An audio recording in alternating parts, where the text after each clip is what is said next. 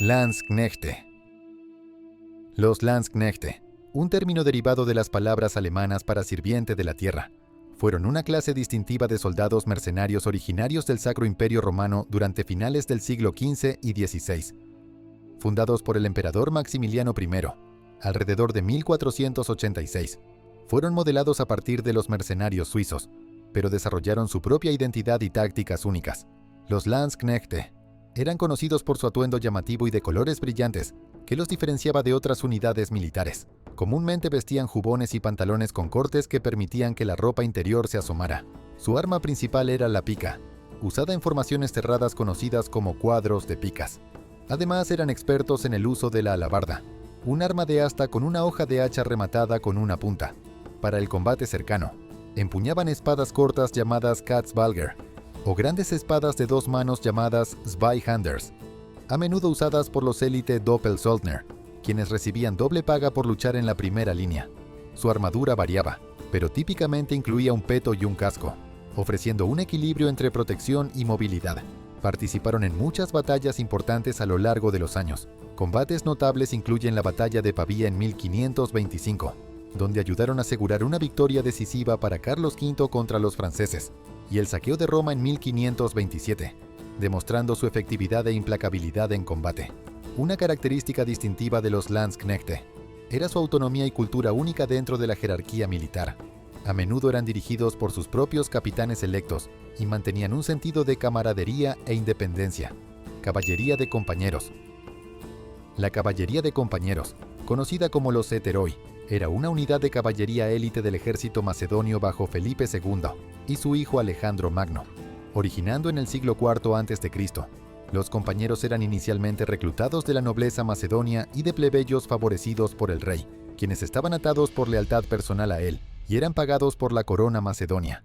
Su arma principal era el seistan, una larga lanza de aproximadamente 3,5 a 4,2 metros de largo, usada para embestir o con las dos manos como lanza. También portaban un copis para cortar, o un sifus para cortar y apuñalar.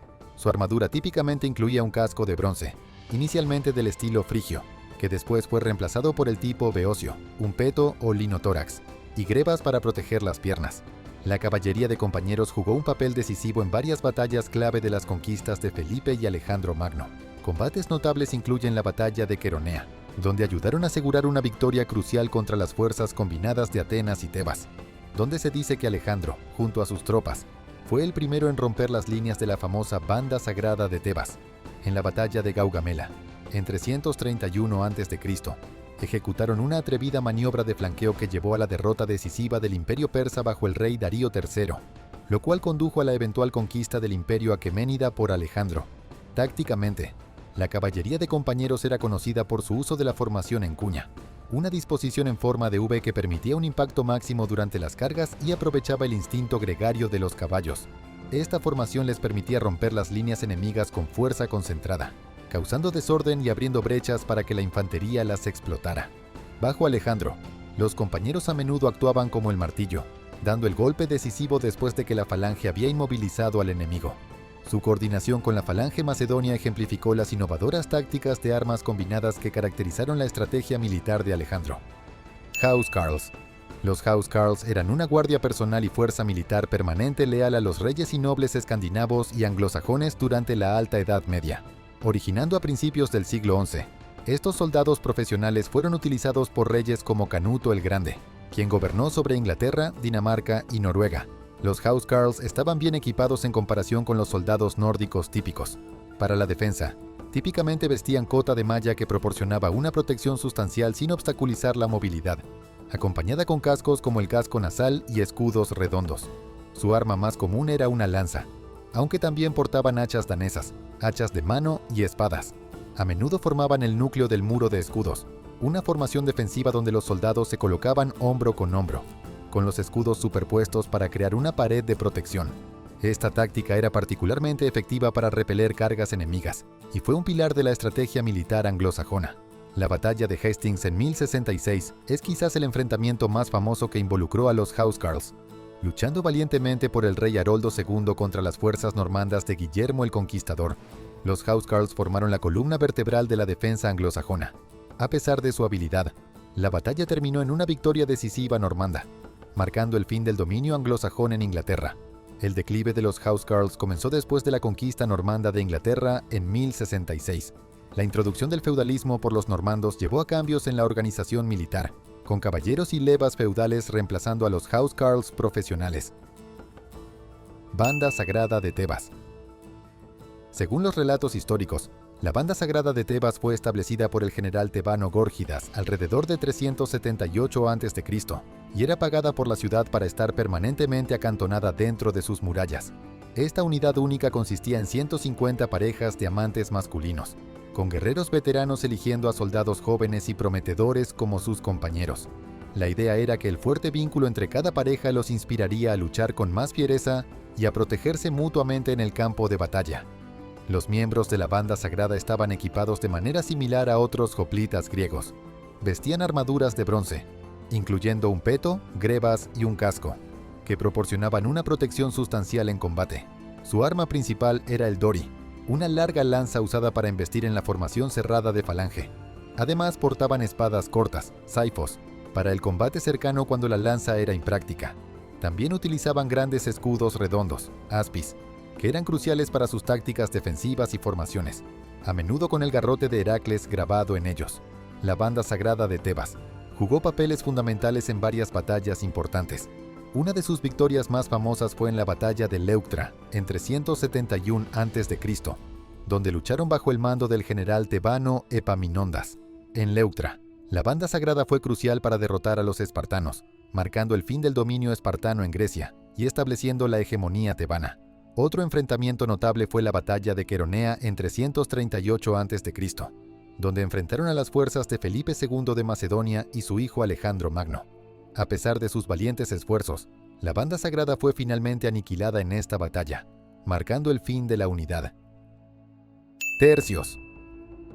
Los tercios españoles fueron una unidad militar élite que se convirtió en la columna vertebral del poder militar español durante los siglos XVI y XVII. Formados a principios de 1500 con el patrocinio de los reyes españoles, los tercios fueron diseñados para combinar las fortalezas de piqueros, espadachines y arcabuceros, y con el liderazgo de comandantes como Gonzalo Fernández de Córdoba, se convirtieron en una fuerza formidable capaz de humillar la fuerza combinada de caballeros franceses y piqueros suizos.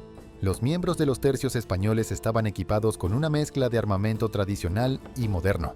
Los piqueros portaban largas picas de hasta 5,5 metros y usaban cascos y petos o casacas ligeras para protección.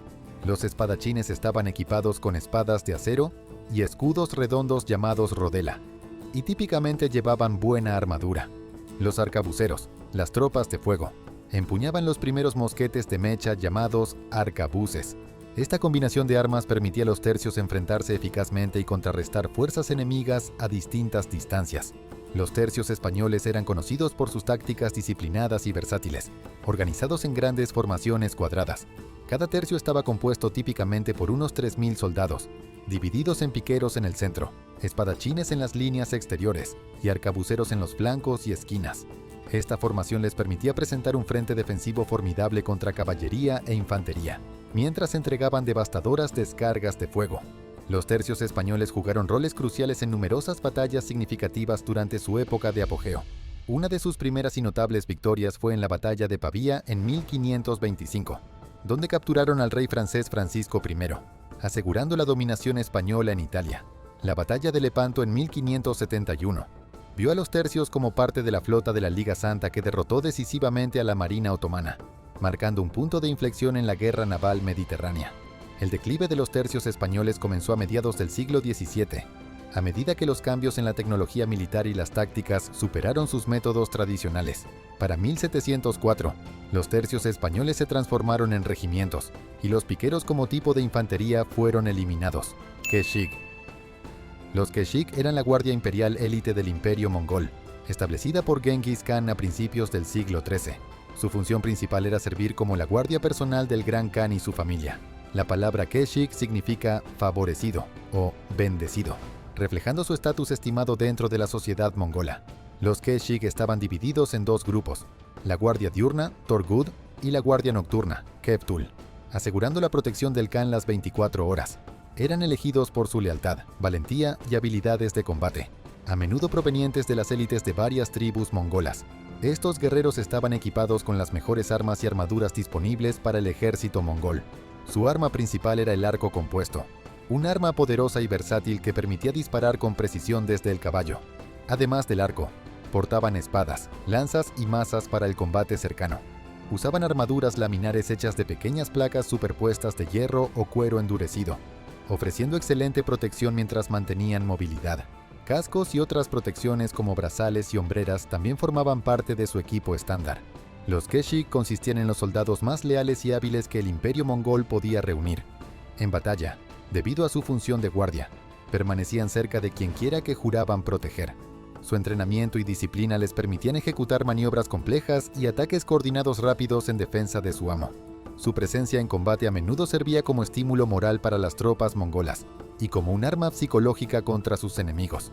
Dada su reputación de invencibilidad y lealtad al Khan, jugaron papeles vitales en muchas campañas de Genghis Khan y sus sucesores.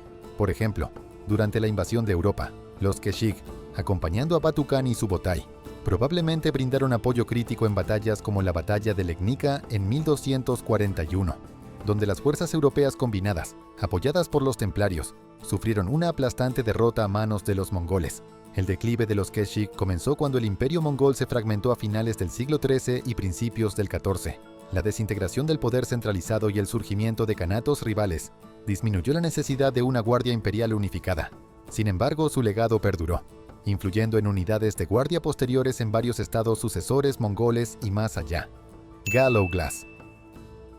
Los Gallowglass, que significa guerreros extranjeros en gaélico irlandés, fueron guerreros mercenarios élite que se originaron en las Hébridas y la costa occidental de Escocia, convirtiéndose en prominentes en Irlanda desde mediados del siglo XIII hasta principios del siglo XVII.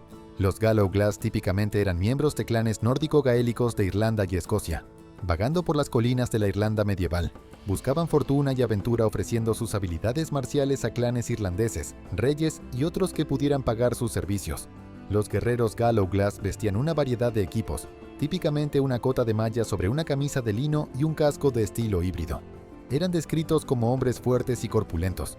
Su arma principal era el hacha de 2 manos, que podía dar golpes poderosos y demoledores, capaces de romper armaduras o incluso desmontar a los oponentes en pleno viaje.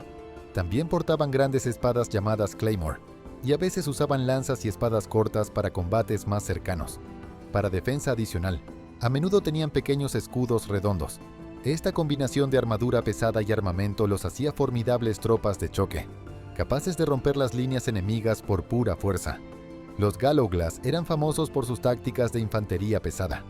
Típicamente luchaban en formaciones cerradas de alrededor de 80 hombres acompañados por escaramuzadores con armas ligeras. Su papel en batalla a menudo era el de las tropas de choque decisivas, usadas para romper las líneas enemigas y crear aberturas para otros combatientes, o como un muro de cuerpos protegiendo a los arqueros y escaramuzadores ubicados en el centro de la formación. Los Gallowglass participaron en numerosas batallas significativas a lo largo de la historia irlandesa. Fueron prominentes en las guerras entre los clanes irlandeses y la corona inglesa durante el siglo XVI, incluidas las rebeliones de Desmond. Su participación en la batalla de Knockdown en 1504, donde lucharon para el conde de Kildare, demostró su papel crítico en la guerra de clanes y su impacto en el resultado de los conflictos regionales. El declive de los Gallowglass comenzó a principios del siglo XVII, con la creciente centralización del poder por parte de la corona inglesa y la consiguiente decadencia de las estructuras de clanes gaélicos. La confiscación de tierras y el establecimiento de plantaciones controladas por los ingleses redujeron la demanda de fuerzas mercenarias. Escudos de plata macedonios. Los escudos de plata macedonios, conocidos como los argiráspides, fueron una unidad de infantería élite dentro del ejército de Alejandro Magno, originados de los soldados veteranos del ejército de Filipo II. Estos soldados eran parte de los Hypaspitai, compañeros de a pie, una prestigiosa unidad de guardia que protegía al rey. Los argiráspides se distinguían por sus escudos plateados, los cuales eran símbolo de su destreza. Estos soldados eran seleccionados principalmente por su experiencia, habilidad y lealtad, y a menudo jugaban un papel crítico en el éxito de las campañas militares macedonias. El equipo de los escudos de plata era típico de la infantería macedonia, pero de calidad superior. Estaban armados con la zarisa, una larga lanza que podía alcanzar hasta 5,5 metros. dándoles una ventaja significativa de alcance sobre sus enemigos, o con una lanza dori, típica de los hoplitas. Además, portaban espadas cortas shifos para el combate cercano. Su armadura incluía cascos frigios de bronce, armadura de lino, linotórax, opetos, grebas y los icónicos escudos plateados. Tácticamente, los escudos de plata se destacaban en el uso de la formación de falange, una línea densa de soldados con escudos superpuestos y zarizas sobresalientes. Esta formación era particularmente efectiva en enfrentamientos frontales, permitiéndoles romper las líneas enemigas con precisión coordinada. Los escudos de plata participaron en numerosas batallas significativas a lo largo de las conquistas de Alejandro. Uno de sus enfrentamientos más notables fue la batalla de Gaugamela, en 331 a.C., donde contribuyeron significativamente a la victoria decisiva macedonia sobre el imperio persa. Otro enfrentamiento clave fue la batalla del Hidaspes en 326 a.C., donde lucharon y vencieron a los formidables elefantes de guerra y tropas del rey Poros en el subcontinente indio.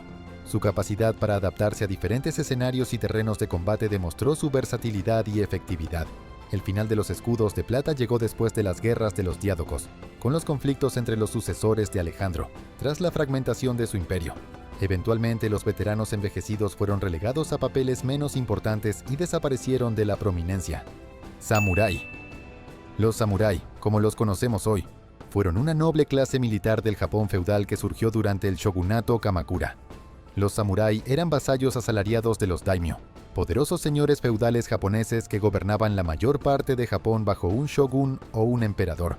Los samurái gozaban de privilegios especiales en comparación con los campesinos, como la propiedad de tierras, el derecho a portar armas, el derecho a matar a hombres de clases inferiores, indulgencia legal o acceso a la educación. Seguían el bushido, que significa el camino del guerrero, un código moral que delineaba los valores que un samurái debía respetar. Las virtudes fundamentales del bushido eran lealtad, honor, rectitud, valentía, respeto, benevolencia, honestidad y autocontrol. Cabe señalar que lo que se considera bushido ha sido muy romantizado en la historia reciente, y cada samurái tenía su propio entendimiento del código guerrero. Los samuráis recibían un entrenamiento extenso en varios tipos de combate, tanto a pie como a caballo, aunque eran más conocidos por su dominio de la espada usando la katana. El uso del arco se consideraba una habilidad aún más vital. Para el combate cercano, los samuráis estaban típicamente armados con una katana, una larga, curva y delgada espada de un solo filo, emparejada con una hoja más corta conocida como wakizashi, práctica conocida como daisho. También solían portar cuchillos cortos llamados tanto o tabutowari, un arma en forma de cuchillo diseñada para perforar armaduras. Para el combate a media distancia, los samuráis usaban astas con hojas llamadas naginata o lanzas llamadas yari. Para enfrentamientos a larga distancia, se usaba un arco largo asimétrico conocido como yumi.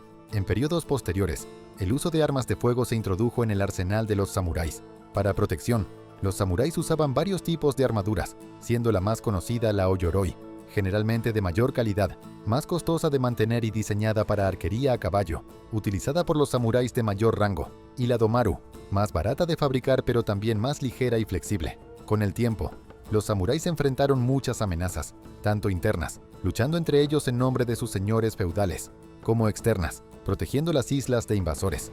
Pero con la modernización del ejército japonés alrededor del siglo XIX, emplear samuráis se volvió insostenible, y con la restauración Meiji fueron formalmente abolidos, dando paso a un sistema militar más moderno. Arqueros largos ingleses. Aunque el arco de madera se ha usado en la guerra durante cientos de años, no fue sino hasta la aparición del arco largo de tejo que se convirtió en una fuerza dominante en los campos de batalla europeos. Se debate si el arco largo se originó en Inglaterra o en Gales, pero para el siglo XIV ya era usado tanto por ingleses como por galeses como arma de guerra y herramienta de caza. El arco largo fue ampliamente utilizado durante el período medieval, y los hombres que lo usaban rápidamente se convirtieron en la columna vertebral del ejército inglés y en una fuerza temida en los campos de batalla europeos. La práctica de la arquería fue ampliamente fomentada en toda Inglaterra, haciendo que gran parte de su población tuviera al menos alguna habilidad con el arco. Un arquero inglés típico no era un soldado profesional, sino un cazador que usaba el arco regularmente para mantener a su familia. Dado que el arco se consideraba una herramienta casi esencial en un hogar, mucha gente veía la compra de un arco largo de calidad como una buena inversión. Un arquero hábil era capaz de disparar entre 3 y 5 o 6 flechas por minuto, aunque rara vez esta cadencia era consistente debido a la fuerza que se requería para tensar el arma. Su alcance efectivo y preciso era de alrededor de 80 metros, pero las flechas podían alcanzar objetivos incluso a más de 300 metros, aunque para ser efectivas necesitaban ser disparadas en andanadas. Los arqueros largos solían estar ligeramente armados y ubicados detrás de algún tipo de defensa, ya fuera un punto natural de ventaja o una línea de infantería, desde donde rociaban al enemigo con una lluvia de flechas disparadas al unísono. Las flechas que usaban podían dividirse en flechas de caza y flechas de guerra. La variante de caza tenía varios tipos de puntas, como puntas anchas, bifurcadas o con púas, mientras que la punta de flecha más común para la guerra era la bodkin, diseñada para perforar armaduras. Uno de los usos más conocidos y efectivos de los arqueros largos fue la batalla de Agincourt en 1415, donde los arqueros ingleses y galeses, entre 5.000 y 7.000 hombres y representando alrededor de 5/6 del ejército inglés, aseguraron una victoria contra la fuerza francesa de más de 20.000. Aunque los arqueros largos fueron una fuerza destructiva durante décadas, en el siglo XVI, cuando las armas de fuego y los cañones se hicieron más comunes, lentamente cayeron en la oscuridad en el campo de batalla. Húsares polacos. Los húsares polacos, también conocidos como húsares alados o Skrzydlata Husaria, fueron una caballería pesada élite establecida en 1503. Los primeros húsares eran una unidad de caballería ligera que probablemente tuvo su origen cuando guerreros serbios y húngaros exiliados llegaron a Polonia como mercenarios a principios del siglo XVI, para luego ser integrados al ejército polaco tras algunas reformas militares alrededor de 1580. Los nuevos y mejorados húsares alados fueron reclutados de la nobleza. Eran jinetes fuertemente armados, hábiles en romper las filas enemigas con cargas brutales y rápidas. Una característica distintiva clave de los húsares polacos eran las grandes alas traseras destinadas a desmoralizar al enemigo durante las cargas de caballería y el uso de pieles de animales, a menudo exóticas, como decoración de armadura. Los húsares alados empuñaban lanzas pesadas, típicamente de entre 4,5 y 6 metros de longitud, junto con varios tipos de espadas y sables.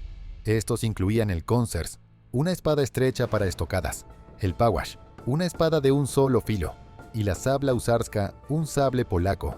También portaban mazas, hachas, martillos de guerra, pistolas y otras armas de fuego, siendo la carabina un arma obligatoria para los húsares en la segunda mitad del siglo XVII. Su armadura estaba distintivamente coloreada con el esquema nacional rojo y blanco de Polonia, a menudo embellecida con decoraciones doradas y adornada con pieles de animales. Elementos típicos de su armadura incluían el peto, hombreras, brazales, bebores, cascos de tipo borgoñón o con cola de langosta, botas altas y, a veces, pequeños escudos de caballería. Los húsares alados eran conocidos por su valentía y efectividad en el campo de batalla, reputación solidificada durante la batalla de Viena, en septiembre de 1683. En este enfrentamiento histórico, 3.000 húsares polacos, junto con 15.000 jinetes aliados bajo el mando de Jan Sobieski, ejecutaron una carga legendaria contra los sitiadores otomanos, rompiendo decisivamente sus filas y asegurando la victoria para la coalición cristiana. Esta carga es ahora reconocida como la carga de caballería más grande en la historia mundial. Hoplitas. Los hoplitas griegos fueron los soldados ciudadanos fuertemente armados que formaron la columna vertebral de la guerra de la antigua Grecia, desde el siglo VII hasta el IV a.C. Una ciudad-estado griega no solía tener una fuerza militar en servicio activo. Más bien, cada hombre, al alcanzar la adultez, pasaba por un entrenamiento que incluía ejercicios, lucha, tácticas y trabajo en formación. En tiempos de guerra, los hombres, generalmente hasta los 60 años, también podían ser reclutados, aunque se podían hacer excepciones. Cada hoplita era responsable de proporcionar su propio equipo, lo que llevaba a variaciones en el armamento entre los soldados. Un hoplita común típicamente llevaba un escudo, una lanza y posiblemente un casco, con una armadura corporal limitada. Los hoplitas más ricos se equipaban con armadura de lino llamada linotórax, mientras que los más acaudalados podían costearse corazas de bronce, grebas, brazales y una variedad de cascos como el corintio, calcídico o tracio, junto con escudos, lanzas y espadas cortas para el combate cercano. La táctica clave de la guerra hoplita era la formación de falange, donde los soldados se colocaban hombro, con los escudos superpuestos, presentando una pared de lanzas al enemigo. Esta formación enfatizaba la cohesión, disciplina y trabajo en equipo, haciendo que los ejércitos de hoplitas fueran oponentes formidables en el campo de batalla. Una de las batallas más famosas que involucró a hoplitas griegos fue la batalla de Maratón, en 490 a.C., donde lograron una notable victoria sobre una fuerza persa mucho mayor. Los hoplitas griegos adelgazaron sus filas para igualar a los persas, avanzaron hacia el enemigo y luego rompieron en una carrera al entrar en el rango de los arqueros persas, infligiendo bajas significativas y envolviendo a las tropas persas. La leyenda cuenta que después de derrotar a los persas, un corredor griego fue enviado a Atenas para anunciar la victoria. Corrió toda la distancia de 42 kilómetros y al dar la noticia, colapsó y murió de agotamiento, inspirando la carrera de maratón moderna. Medjay. Los Medjay fueron antiguos guerreros nubios que sirvieron inicialmente como un grupo tribal y más tarde como una fuerza policial especializada en el antiguo Egipto, originarios de la región de Nubia, en lo que hoy es Sudán. Los Medjay ganaron prominencia durante el Reino Medio de Egipto y continuaron desempeñando un papel durante el período del Nuevo Reino. Inicialmente los Medjay eran conocidos como un grupo tribal de Nubia, hábiles en la caza y la guerra. A medida que Egipto se expandió hacia el sur en Nubia, los Medjay fueron reclutados en el ejército egipcio, ganando renombre por sus habilidades de rastreo, destreza con el arco y tácticas feroces de combate. Los Medjay estaban típicamente equipados con armas simples, incluidas arcos y flechas, lanzas y escudos. Eran conocidos por su experiencia en la guerra en el desierto y tácticas de ataque y fuga, a menudo emboscando a los enemigos o realizando misiones de reconocimiento profundo en territorios hostiles. Durante el período del Nuevo Reino, los Medjay se transformaron en una fuerza policial especializada, encargada de mantener el orden en las regiones fronterizas egipcias. Se les encomendó controlar las tribus nómadas, prevenir el contrabando y proteger rutas comerciales importantes, particularmente en el desierto oriental y la península del Sinaí. También se les encargaba proteger lugares de interés faraónico como cementerios reales o palacios. Aunque los Medjay finalmente desaparecieron de los registros históricos tras la decadencia del Nuevo Reino, su legado como guerreros hábiles y guardianes de las regiones fronterizas de Egipto sigue siendo un testimonio de sus significativas contribuciones a la sociedad y la historia militar egipcia. Janissaries. Los Janissaries fueron un cuerpo élite de soldados de infantería en el Imperio Otomano, siendo posiblemente la primera fuerza de infantería en el mundo equipada con armas de fuego. Originándose a finales del siglo XIV, los Janissaries fueron inicialmente reclutados de comunidades cristianas en los Balcanes a través del sistema de Evshirme, donde se tomaban jóvenes como esclavos. Se les enseñaba turco por familias de acogida, se les convertía al Islam y se les entrenaba para el servicio militar en Constantinopla. Los Janissaries estaban equipados con uniformes y armamento distintivos. Llevaban un alto sombrero llamado borg, junto con una larga túnica o bata. Sus armas principales incluían arcos y, más tarde, mosquetes, espadas y ocasionalmente escudos. Los Janissaries eran conocidos por su destreza con las armas de fuego, lo que fue una innovación significativa en las tácticas militares otomanas. A lo largo de su historia, los Janissaries participaron en numerosas batallas y campañas, desempeñando un papel crucial en la expansión y defensa del Imperio Otomano. Una de sus batallas más famosas fue el asedio de Constantinopla en 1453, donde fueron fundamentales para capturar la ciudad y poner fin al Imperio Bizantino. Los Janissaries desarrollaron tácticas militares únicas, combinando la guerra otomana tradicional con innovaciones modernas. Sobresalían en la guerra de asedio, utilizando cañones y armas de fuego para romper las defensas enemigas. También fueron pioneros en el uso de fuego por descargas y maniobras de infantería coordinadas en el campo de batalla. Los Janissaries no solo eran soldados, sino que también servían en roles administrativos y políticos. Formaron una influyente clase social y política, con su propia jerarquía y sistema de organización. La era de los Janissaries llegó a su fin a principios del siglo XIX, cuando se rebelaron contra las reformas iniciadas por el sultán Mahmud II.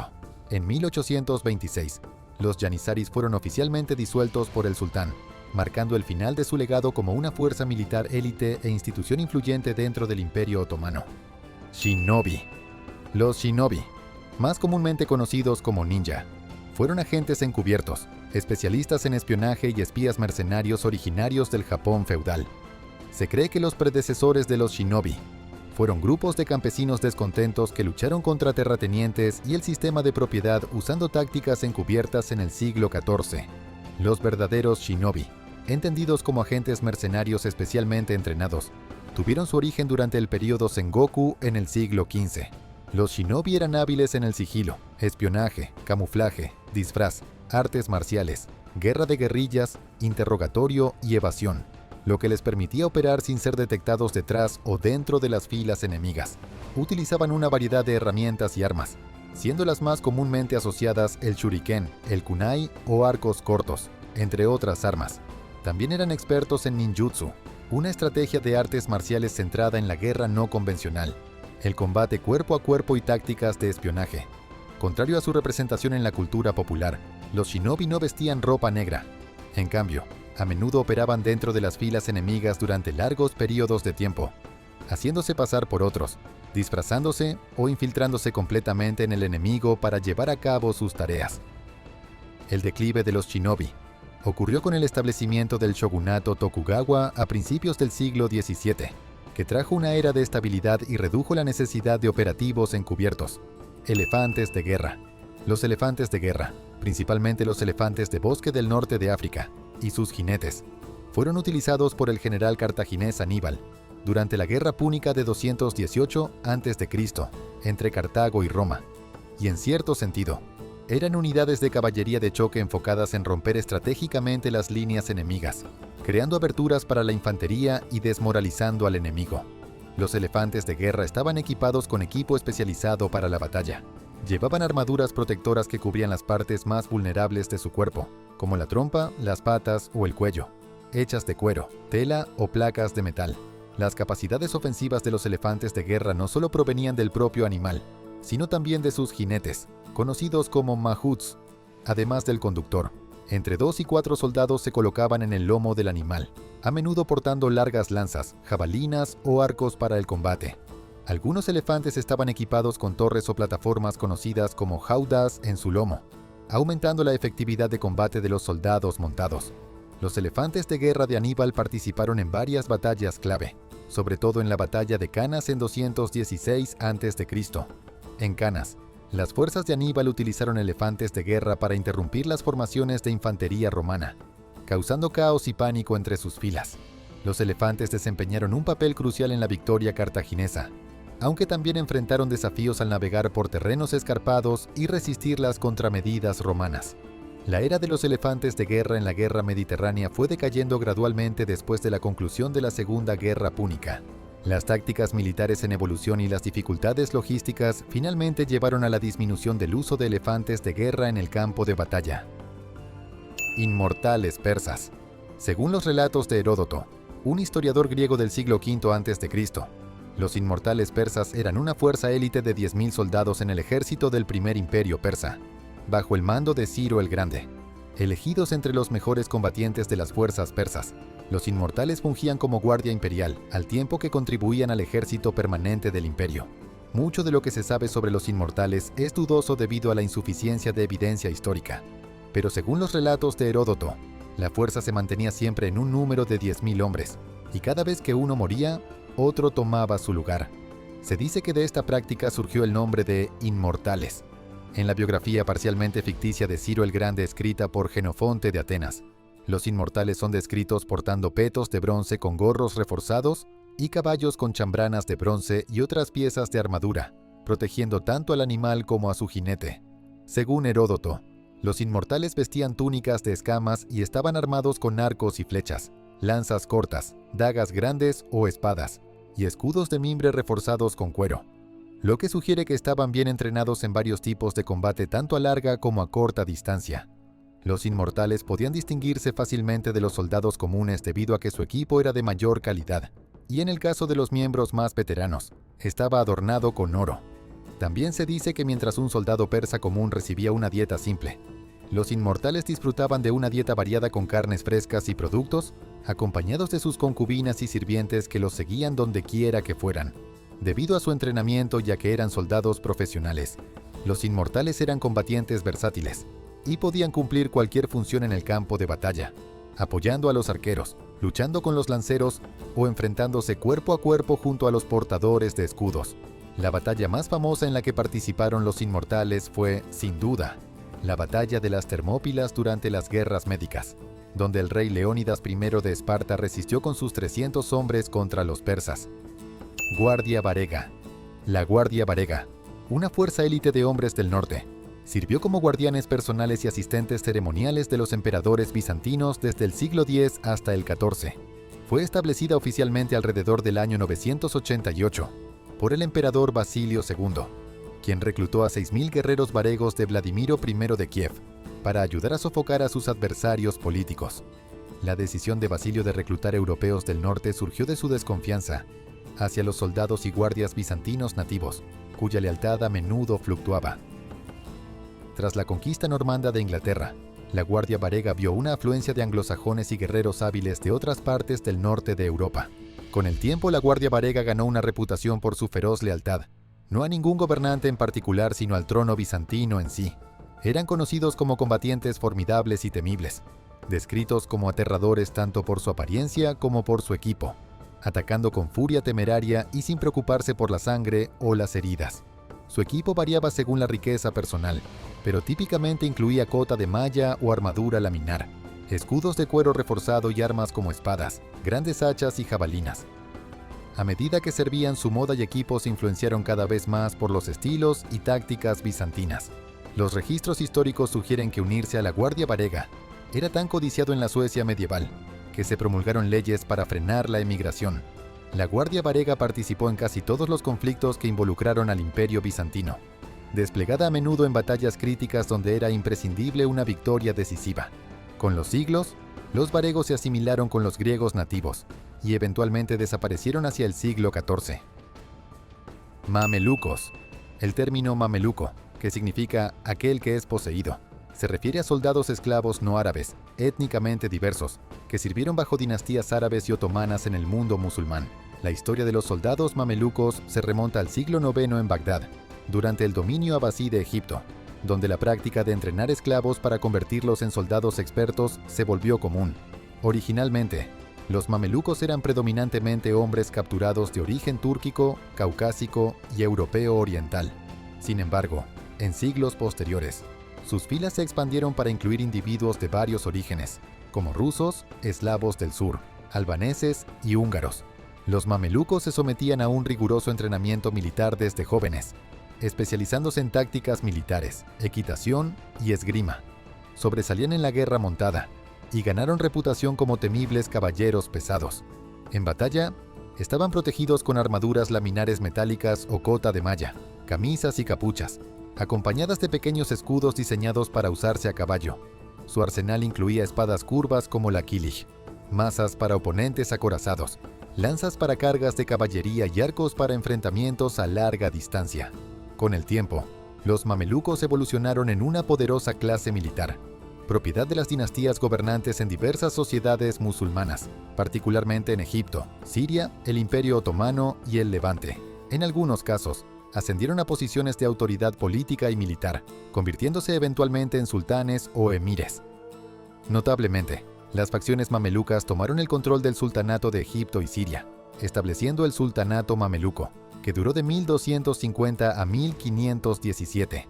Los mamelucos también desempeñaron un papel activo en la defensa del mundo musulmán contra los europeos cruzados. Contribuyeron notablemente hacia expulsar a los cruzados cristianos del Levante en 1302, destacando su papel clave en la configuración del panorama militar y político de la región durante la Edad Media. Guardia Pretoriana. La Guardia Pretoriana fue una renombrada unidad militar del Imperio Romano, conocida por su papel como guardaespaldas personales de los emperadores romanos y su significativa influencia en la política imperial. Formalmente establecida por el emperador Augusto alrededor del 27 a.C., la Guardia Pretoriana originalmente estaba formada por soldados élite encargados de garantizar la seguridad del emperador y su hogar. La Guardia Pretoriana estaba equipada con el equipo militar romano estándar, que incluía cascos, armaduras corporales como la lorica segmentata o cota de malla, y grandes escudos rectangulares conocidos como scuta. Estaban armados con espadas gladius para combate cercano, jabalinas para ataques a distancia, y a veces, dagas como armas secundarias. Con el tiempo, el papel de la Guardia Pretoriana se expandió más allá de la protección, para incluir influencia y manipulación política. A menudo desempeñaban un papel decisivo en la sucesión imperial, apoyando o deponiendo emperadores según sus propios intereses. Los cuarteles de la Guardia se encontraban dentro de Roma, y en su apogeo comprendía alrededor de 9.000 soldados, convirtiéndose en una fuerza militar formidable e influyente en el imperio. El poder e influencia de la Guardia Pretoriana eventualmente se convirtieron en una amenaza para la estabilidad imperial, tras aliarse con el rival del emperador Constantino, Magencio, en una guerra civil en 312 después de Cristo, Constantino disolvió la guardia pretoriana, marcando el fin de su existencia tras siglos de servicio. Guerreros Águila. Los guerreros águila aztecas eran soldados de infantería élite en el ejército azteca, conocidos por su valentía, habilidad y distintiva vestimenta con temática de águila. Originarios de la civilización azteca en la antigua Mesoamérica, los guerreros águila estaban entre los guerreros de más alto rango en la sociedad azteca, junto a los guerreros jaguar. Los guerreros águila eran seleccionados principalmente de la casta alta de la sociedad azteca por su valentía, capacidad para capturar muchos esclavos y muertes confirmadas. Llevaban elaborados trajes con plumas adornados con plumas de águila. Su atuendo incluía un tocado con pico y ojos de águila, junto con armaduras de algodón o pieles de animales. En batalla, los guerreros águila empuñaban una variedad de armas, incluyendo garrotes de madera incrustados con hojas de obsidiana, lanzas y armas de largo alcance como arcos y flechas. Los guerreros águila participaron en varias batallas significativas durante la expansión y defensa del Imperio Azteca.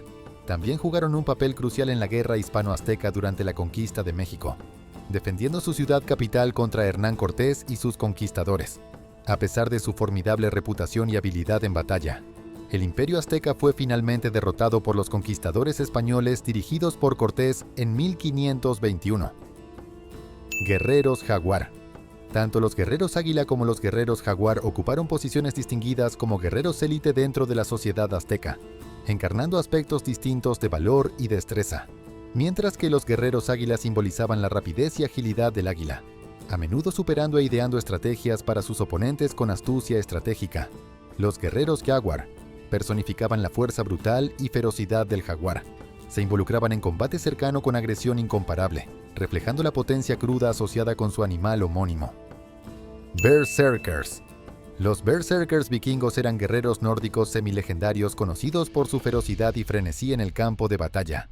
Originarios de la antigua Escandinavia, los berserkers eran una clase distintiva de luchadores vikingos que combatían con agresión y valentía sin igual, a menudo entrando en un estado similar a un trance durante la batalla. Los berserkers se caracterizaban por su atuendo y equipo distintivo. Normalmente vestían pieles de animales, como de oso o lobo, para invocar el espíritu del animal e intimidar a los enemigos.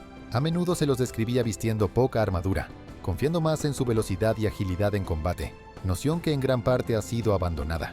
En cuanto a armamento, los berserkers vikingos empuñaban una variedad de armas, incluyendo espadas, hachas y lanzas. Eran famosos por su habilidad en el combate cuerpo a cuerpo, a menudo prefiriendo métodos brutales y directos de ataque. Los berserkers participaron en varias batallas notables a lo largo de la historia vikinga. Una de esas batallas fue la batalla de Stamford Bridge en 1066, donde las fuerzas vikingas dirigidas por Harald Hardrada lucharon contra el ejército inglés. Según las sagas, un solo berserker vikingo que sostenía el puente derribó a más de 40 ingleses antes de ser abatido. La era de los berserkers vikingos finalmente terminó con la cristianización de Escandinavia y la gradual centralización del poder en la Europa medieval. Orden de Asesinos. La Orden de los Asesinos, también conocida como los nizaríes ismailíes, fue una secta secreta y temida de asesinos herejes islámicos que surgió durante el siglo XI y duró hasta la segunda mitad del siglo XIII. La orden fue fundada por Hassan I Sabah, también conocido como el Viejo de la Montaña, a finales del siglo XI en Persia, y operó principalmente en la región montañosa de Alamut. Los asesinos empleaban a menudo sigilo, subterfugio y guerra psicológica para lograr sus objetivos. Una de sus técnicas distintivas era el uso de asesinos disfrazados de gente común para infiltrarse en las filas enemigas y llevar a cabo asesinatos selectivos. El equipo y las armas utilizadas por los asesinos incluían varias hojas, venenos y herramientas de ocultamiento. Estaban entrenados en artes marciales, técnicas de combate con hoja corta, arquería y el arte del sigilo. Los asesinos participaron en varias batallas y conflictos notables durante las cruzadas, donde apuntaron a figuras clave y líderes tanto de las fuerzas cristianas como musulmanas que amenazaban su visión del mundo. Uno de sus actos más infames fue el asesinato de Conrado de Montferrat, un destacado líder cruzado, en 1192, aunque también se les atribuyen varios otros asesinatos históricos. La era de los asesinos terminó con la invasión mongola de Alamut a mediados del siglo XIII, lo que condujo a la destrucción de sus bastiones.